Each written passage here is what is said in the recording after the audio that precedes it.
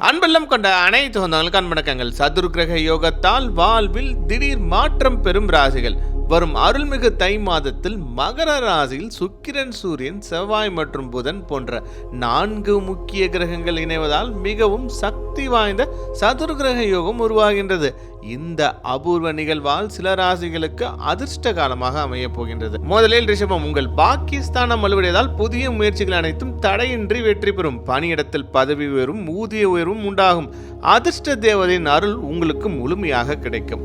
அடுத்ததாக கன்னி. உங்கள் 5ஆம் இடம் பூர்வ புண்ணியஸ்தானம் வலுவடைகின்றது. புதிய தொழில் தொடங்க இதுவே பொற்காலம். வீடு மற்றும் சொத்துக்கள் வாங்கும் யோகம் உண்டாகும். மேற்கொள்ளும் பயணங்களால் தொழிலில் பெரும் லாபத்தை காண்பீர்கள். இறுதியாக தனுசு. உங்கள் 2ஆம் இடம் தனஸ்தானம் வலுவடைவதால் முன்பு செய்த முதலீடுகளால் இப்போதும் பெரும் செல்வத்தை பெறுவீர்கள். குடும்பத்தாரின் முழுமையான ஆதரவும் மகிழ்ச்சியும் உண்டாகும். அனைவருக்கும் அன்பு வணக்கங்கள்.